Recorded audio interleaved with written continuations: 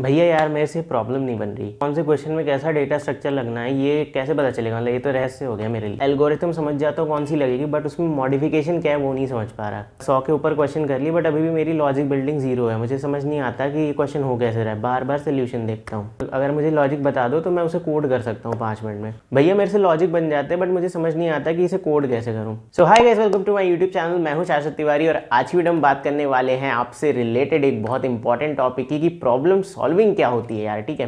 And आप इसमें माहिर कैसे हो सकते हो। देखो, जब मैं कहता हूँ कि आप माहिर हो सकते हो, दैट डजंट मीन कि मैं आपको यहाँ पे कुछ नुस्खे देने वाला हूँ, बट एक मैं अपनी जर्नी आपके साथ शेयर कर सकता हूँ कि जब मैं कोई प्रॉब्लम फेस करता हूँ तो how do I solve it. And मैं रियल लाइफ प्रॉब्लम्स नहीं, मैं कोडिंग की बात कर रहा हूँ, ठीक है। तो हम यहाँ पे कोडिंग के प्रॉब्लम सॉल्विंग की बात कर रहे हैं। तो स्टार्ट करते हैं इस वीडियो को।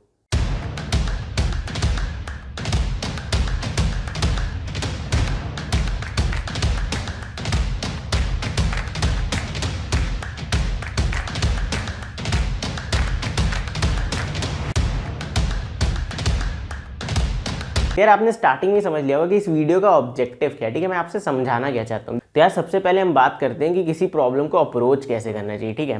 देखो कहाँ हम कमी छोड़ देते हैं। सबसे पहले बेसिक चीज़, आप एक कोई प्रोग्रामिंग लैंग्वेज पकड़ो जो भी आपकी मर्जी हो, एंड उसमें कितना काम आपको करना है। देखो, एक तो बेसिक आपको सिंटैक्स पता होना चाहिए, ठीक है। दूसरा होना चाहिए कि आपको लिखना आना चाहिए उसमें डेटा स्ट्रक्चर क्या होते हैं। अब जो भी लोग यहाँ पे डेटा स्ट्रक्चर के नाम पे एरेज लेके घूम रहे हो, देखो भाई सीधी सी बात है, stack, Q, link list, tree, graph, बहुत कुछ है पढ़ने को डेटा स्ट्रक्चर में। एंड एल्गोरिथम्स भी एक्सप्लोर करो, लाइक ग्रीडी अप्रोच क्या होती है, डायनेमिक अप्रोच क्या होती है, बैक ट्रैकिंग क्या होती है, रिकर्शन कैसे कर सकते हैं। ये सारी चीज़ें, सर्चिंग सॉर्टिंग से खाली काम नहीं चलता है। एंड यहाँ पे 90% लोग ऐसे होंगे जो बाइनरी सर्च के ऐसे क्वेश्चन देख लेते हो जो आपने ज़िंदगी में नहीं सोचा होगा। एंड देन आपसे लोग कहते हैं कि आप लोगों को कहते हो कि मुझे बाइनरी सर्च अच्छे से आती, बट जब क्वेश्चन आता है कि इसमें थोड़े मॉडिफिकेशंस हैं तो वो हमसे नहीं हो पाते। तो ऐसा क्या रीज़न है कि हमसे नहीं हो पाते।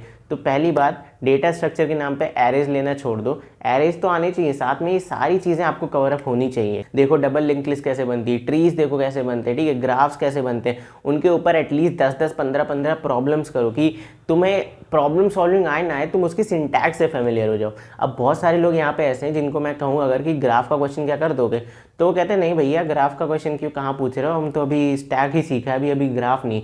और ऐसे बच्चे, मैं अपनी भी बात कर रहा हूँ, ये ग्राफ को छोड़ देते। लाइक मैंने अपने 3rd ईयर तक ग्राफ नहीं छुआ था, डर लगता था कि नहीं भाई ये क्या है। बट एक दिन सोचा कि करके देखते हैं क्या है, देखते हैं क्या है। तो 10-15 क्वेश्चन किए एंड 16वें क्वेश्चन से क्या हो गया कि प्रैक्टिस हो गई, ठीक है, समझ में आता है। एक प्रोवर्ब है, practice makes a man perfect, यहाँ पे बिल्कुल 100% फिट बैठ रहा है। आप कोडिंग तभी कर सकते हो जब आप उसमें प्रैक्टिस करो, ठीक है। तो चलो भैया, ज्ञान तो आपने बहुत दे दिया, अब बताओ कि ये प्रॉब्लम सॉल्विंग इंप्रूव कैसे करें, ठीक है। तो देखो यार, जब मैं कोई प्रॉब्लम देखता हूँ तो इसके 5 स्टेप मैं लेके चलता हूँ, ठीक है। स्टेप नंबर 1 होता है आपको प्रॉब्लम को ऊपर से नीचे तक रीड करना होता है। अब रीड करने का क्या मतलब है, देखो ये बहुत बेसिक चीज़ें एंड काफ़ी लोग इसे स्किप करते हैं।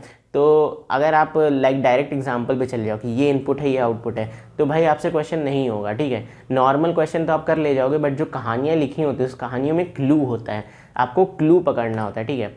अब दूसरी चीज़, सेकेंड स्टेप, क्या रीड करके छोड़ देना है, नहीं। सेकेंड स्टेप होता है स्कैनिंग करो क्वेश्चन की, ठीक है। अब क्वेश्चन में कई बार आपको बहुत सारे हिंट्स दिए होते हैं, जैसे कि अगर आपसे मैं कहूँ कोई भी क्वेश्चन XYZ एंड अगर उसमें कहीं भी लिखा है कि मुझे सारे यूनिक एलिमेंट्स का काउंट चाहिए या फिर सारे यूनिक एलिमेंट्स चाहिए, ठीक है, यूनिक अगर वर्ड आ रहा है, दिमाग में हिट कर लो कि मुझे कहीं ना कहीं इसमें सेट्स यूज़ करने पड़ेंगे, ठीक है। अगर कोई क्वेश्चन फ्रीक्वेंसी से रिलेटेड है तो वहाँ पे दिमाग लगाओ कि यहाँ पे कहीं ना कहीं से तो मैं मैप घुसा सकता हूँ, ठीक है। मैंने कहा कि यार इस क्वेश्चन में आपको कुछ मिनिमम या कुछ मैक्सिमम फाइंड करना है, तो तुरंत दिमाग में लगा लो कि यार इसमें ऑप्टिमल प्रॉब्लम्स सॉल्व हो सकती है, ठीक है। ऑप्टिमल कैसी हो गई, मिनिमम, मैक्सिमम, ये कैसे सॉल्व होती हैं, आपकी डायनेमिक प्रोग्रामिंग, ग्रीडी अप्रोच। तो वहाँ पे दिमाग लगाओ कि वहाँ हमने इतनी एल्गोरिथम्स पढ़ी थी, कौन सी यहाँ पे लग सकती है, ठीक है। तो इस तरह से आपको कीवर्ड्स पकड़ने होते हैं। पहला स्टेप, क्वेश्चन समझो आपसे क्या कह रहा है। दूसरा स्टेप, कीवर्ड्स पकड़ो कि वो चाह क्या रहा है, ठीक है। अब जैसे बहुत सारे क्वेश्चन है, मान लो आपको कह रहा है इन्वर्जन बता दो, भाई इस क्वेश्चन में इन्वर्जन्स कितने हो सकते हैं, तो एक माइंड में हिट करो कि यार मर्ज सॉर्ट इसके अच्छा काम करे। क्यों? क्योंकि मर्ज सॉर्ट हमारी प्रॉब्लम्स तोड़ते जाता है, तो जब यूनिट लेवल पे हम देखें तो हमें समझ में आ जाता है इन्वर्जन्स कहाँ कहाँ हो रही हैं, ठीक है।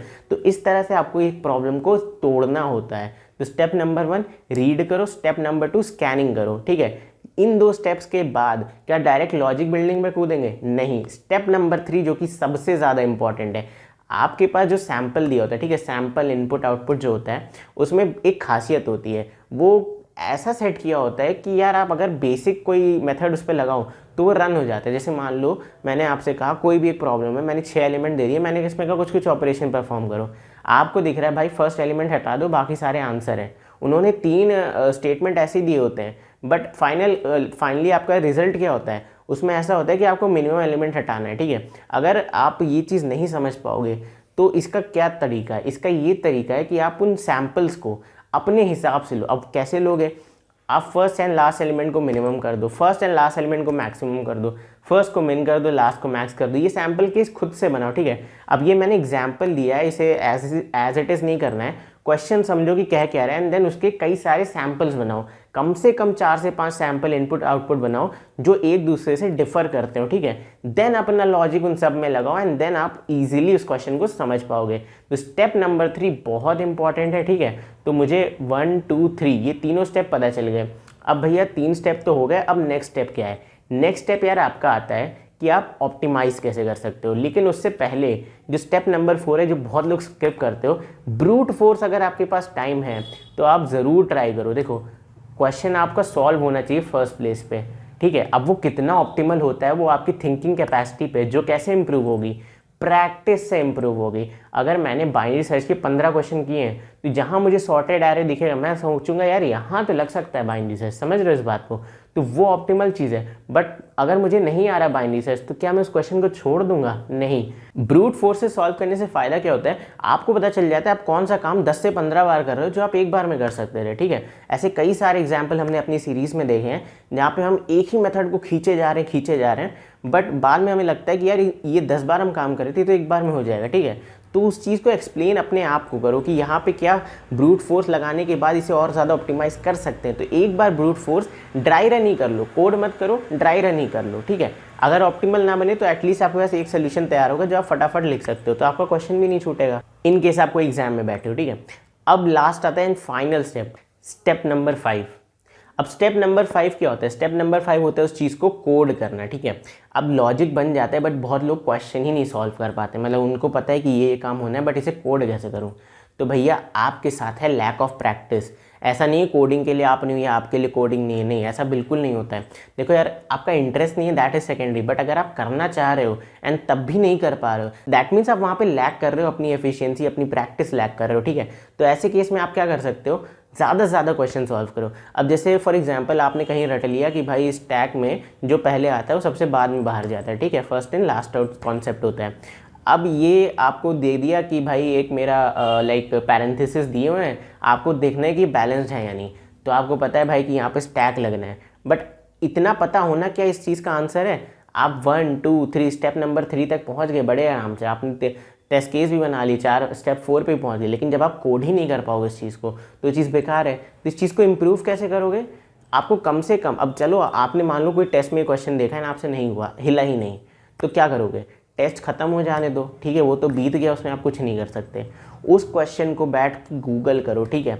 जो लोग बोलते हैं सोल्यूशन देखना ख़राब होता है, मैं बोलता हूँ भाई सोल्यूशन देखना कहीं से ख़राब नहीं होता, टाइम बचता है। ऐसा नहीं होना चाहिए कि जैसे मुझे कहा जाए कि भाई ये प्रॉब्लम है इसे सॉल्व करो, तो मैं क्या डायरेक्ट उस पर जंप करता हूँ? क्या मुझे सारी प्रॉब्लम आती है दुनिया की? नहीं आती यार, ठीक है। कई चीज़ें, अब मैंने भी कई सारे कॉन्सेप्ट्स नहीं देखे हैं, जैसे अभी मैंने आपसे बताया कि ग्राफ्स में बहुत ज़्यादा प्रैक्टिस नहीं करता हूँ, इधर मैंने शुरू किया बट पहले मैं नहीं करता था।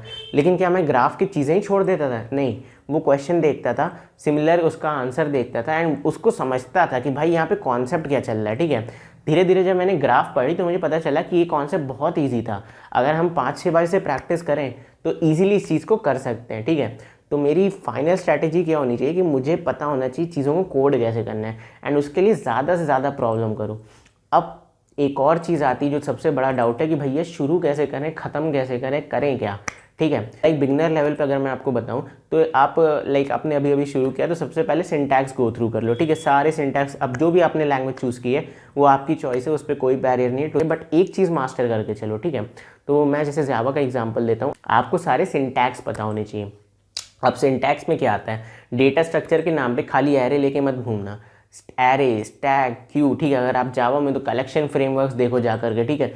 उसमें प्रायोरिटी कीज होते हैं, आपके inbuilt stack keys, link list होते हैं, एरे लिस्ट होती है, क्या कुछ नहीं होता है, हैश मैप होते हैं, सेट्स होते हैं, हैश सेट होते हैं, काफ़ी कुछ है, ठीक है।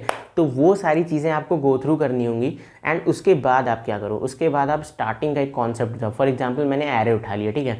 अब मैंने एरे के 10-15 क्वेश्चन कर लिए। अब 10-15 का डिवीजन ऐसे करो कि 10 ईजी कर लिए, 5 आपने क्या कर लिए मीडियम लेवल के लिए, 2-3 हार्ड आपने टच कर लिए, ठीक है। मतलब 17-18 क्वेश्चन ऐसे करो, ठीक है। स्टार्टिंग लेवल की मैं बात कर रहा हूँ, ऐसा नहीं कह रहा हूँ कि अगर अगले महीने आपका प्लेसमेंट है तो आप 20-20 क्वेश्चन एरे के करो। उस समय थोड़ा स्ट्रैटेजिकली चलना, ठीक है। ये मैं बता रहा हूँ जो लोग फर्स्ट ईयर में, सेकंड ईयर में, जो अभी स्टार्ट कर रहे हैं, सेकंड ईयर में भी हो अगर आप, तो अभी लेट नहीं हुआ है बिल्कुल भी, ठीक है। फिर स्टैक पे चले जाओ, वहाँ के क्वेश्चन करो, क्यू पे जाओ, वहाँ के लिंक लिस्ट पे जाओ, वहाँ के, ठीक है, ट्रीज पे जाओ, ग्राफ पे जाओ। डरना नहीं होता है, ठीक है, ग्राफ के नाम से डरना नहीं होता है। क्वेश्चन सॉल्व करो, नहीं होता है सोल्यूशन देखो, ठीक है। सोल्यूशन देखना is not a bad thing. एक टाइम आएगा, ठीक है, जब आप 50, 60, 70 क्वेश्चन कर लोगे तो एक टाइम आएगा। लाइक मेरे इंस्टाग्राम पे काफ़ी लोगों ने मैसेज किया था एंड वो गवाह है इस बात के कि उनको मैंने सेम चीज़ बोली कि आप 60-70 क्वेश्चन करके तो देखो, आपकी फ्लुएंसी आएगी। एंड कैसे करोगे, ये जो कॉन्सेप्ट मैंने बताया, जो 5 मेथड मैंने बताया, 5 गोल्डन रूल्स इसे कह सकते हो आप, ठीक है। तो ये मेरे रूल्स हैं, ये कहीं किताब में आपको नहीं मिलेगा, मैं यही फॉलो करता हूँ जब भी कोई क्वेश्चन मेरे सामने टपकता है। तो आई होप आपको ये चीज़ समझ में आई होगी। एंड बाकी यार अगर आपको कुछ रिसोर्सेज वगैरह चाहिए तो आपको इस वीडियो की डिस्क्रिप्शन में काफ़ी सारे रिसोर्सेज मैंने दे रखे हैं, वहाँ पे जाके पढ़ो, समझो, सीखो चीज़ों को। एंड प्रॉब्लम सॉल्विंग की जो सीरीज़ है उसको इतना सारा प्यार देने के लिए वंस अगेन थैंक यू। तो बस मिलते हैं आपसे अगली वीडियो में, तब तक के लिए बाय बाय। जाओ पढ़ो, मज़े करो एंड कोडिंग से डरना नहीं है। कोडिंग बहुत आसान होती है, प्रॉब्लम सॉल्विंग बहुत आसान होती है। जब मैं आसान बोल रहा हूँ तो मैं 2 साल खुद नहीं कर पाता था, ठीक है। तो चीज़ें टाइम लेती हैं बट हो जाती हैं। तो अगर आपको वीडियो पसंद आई हो तो थोड़ा बहुत प्यार दे देना। यही था आज की वीडियो में, तब तक के लिए बाय बाय।